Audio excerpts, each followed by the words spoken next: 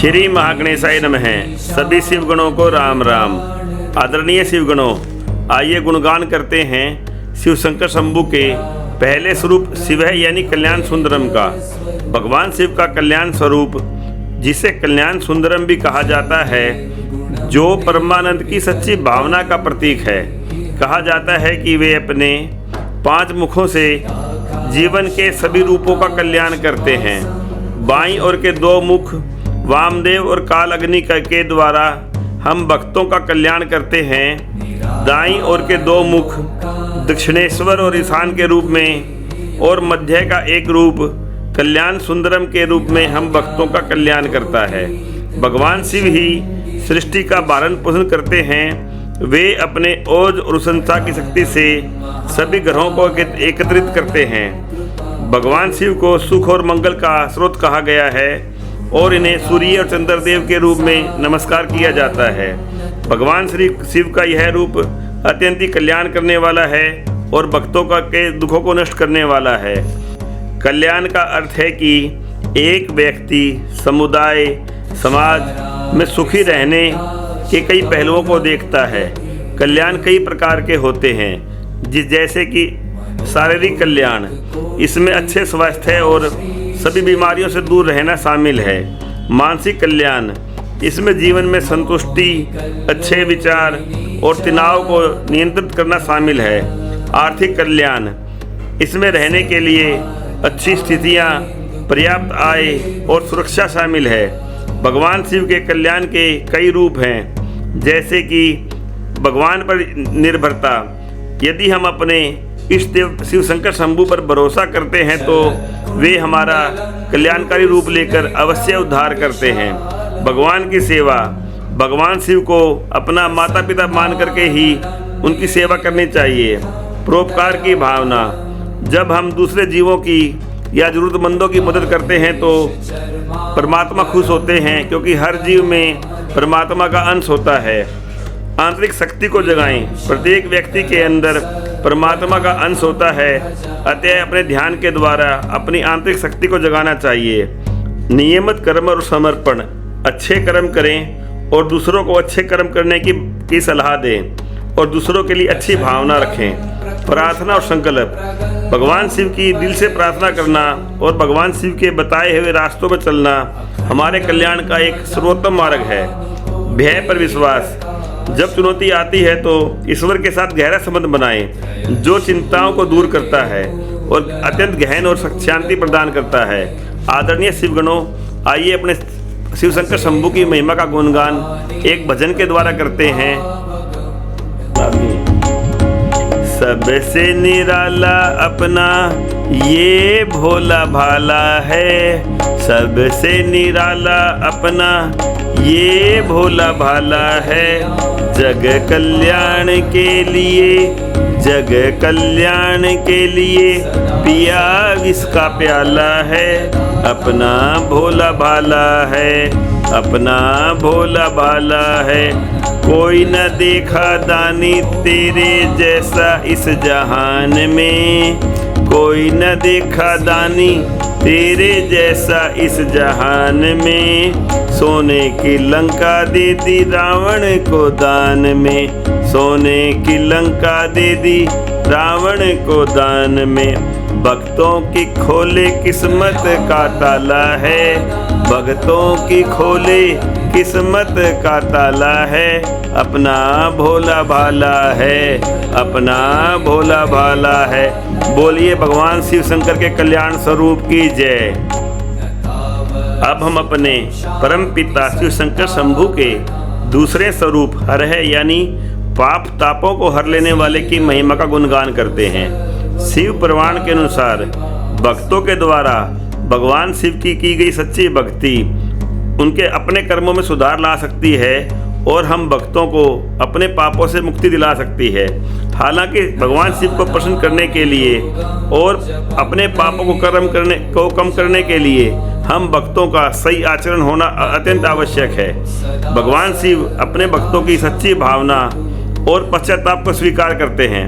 यदि कोई भगत जीवन में किए गए पापों पर माफ़ी मांगता है भगवान से, और अपने किए गए बुरे कर्म जैसे कि क्रोध, लालच, झूठ बोलना, चोरी करना, हिंसा करना, किसी पर झूठे आरोप लगाना, गलत तरीके से धन कमाना, परस्त्री गमन करना, किसी को मारना या नुकसान पहुंचाना, किसी निर्बल व्यक्ति का अपमान करना, जीव हत्या करना, मांस मदिरा खाना आदि कर्मों को छोड़कर अपने कर्मों का पश्चाताप करता है तो भगवान शिव उसकी भक्ति पर अत्यंत प्रसन्न होते हैं। इससे उसे और उसके पापों से मुक्ति देते हैं।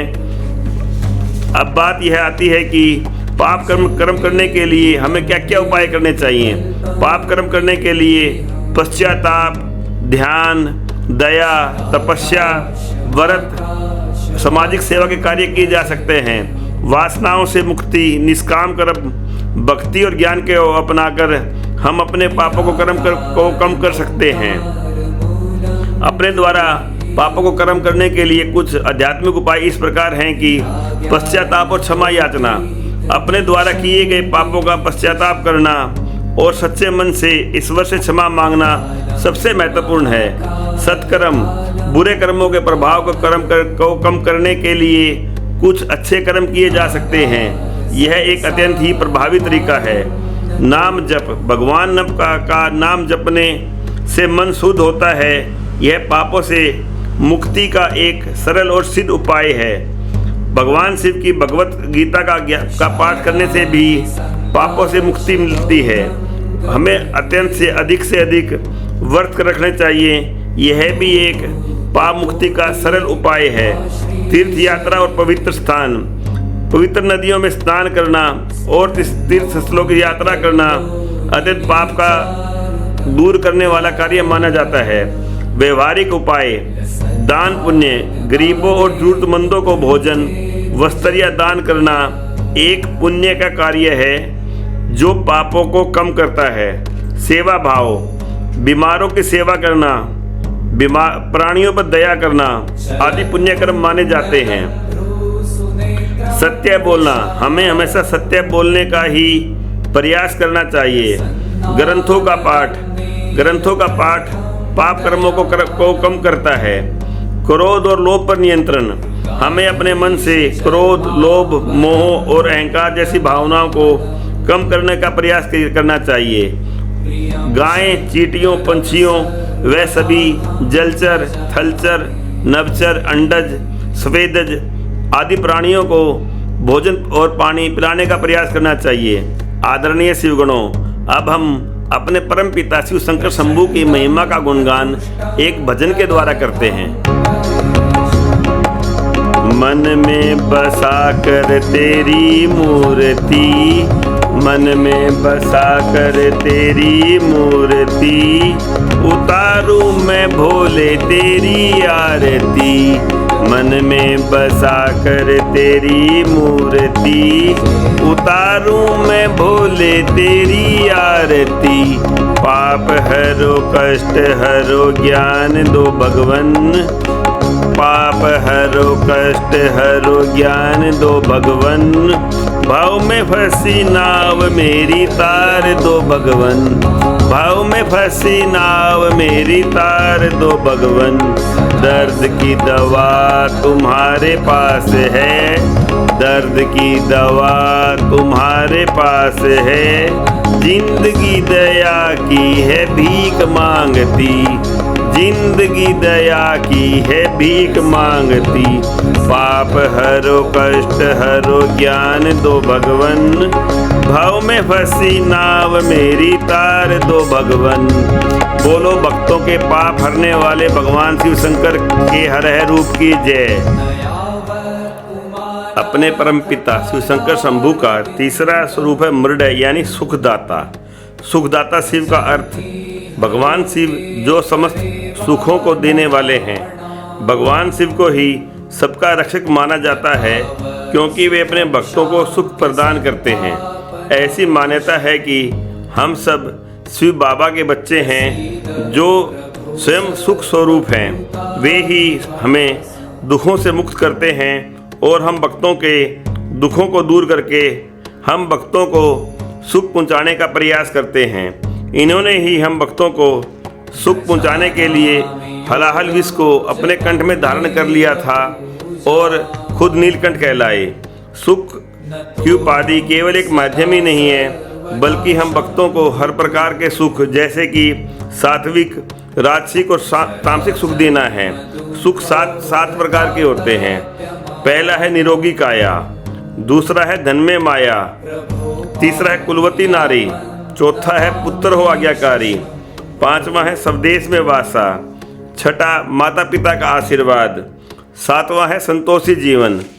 सुख प्राप्ति के लिए व्यक्ति को केवल बाहरी सुख सुविधाओं से हटकर अपनी आंतरिक शांति और संतुष्टि पर ध्यान देना चाहिए।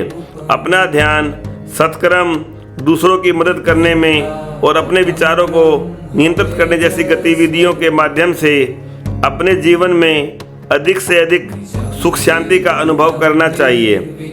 जो भी कुछ आपके पास है उसके लिए भगवान का धन्यवाद करना चाहिए। वर्तमान में जीना चाहिए, भविष्य की अधिक चिंता नहीं करनी चाहिए। दूसरों के लिए अच्छा सोचने व करने से भी हमें खुशी मिलती है। सच्चा शिव केवल मन की शांति और संतोष से मिलता है। छोटे छोटे दयालु कार्य करने चाहिए, जीवों पर दया करनी चाहिए। माँ बाप की सेवा से बढ़कर इस संसार में कोई भी सेवा नहीं है और ये अत्यंत ही सुखदायी कार्य है। जो भी कोई अच्छी बात हो उसका आनंद लेना चाहिए। प्रेम और विश्वास के साथ जीना चाहिए। अपने मन को शांत बनाना चाहिए। परिवार व अच्छे दोस्तों के साथ हमें अधिक से अधिक समय बिताना चाहिए।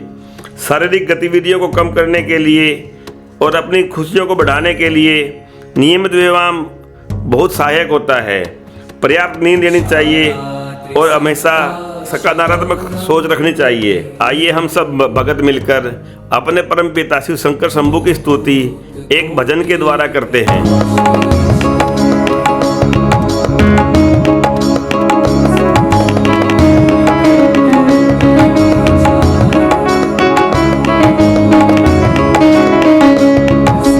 मिलता है सच्चा सुख शिव जी केवल तुम्हारे चरणों में। मिलता है सच्चा सुख शिव जी केवल तुम्हारे चरणों में।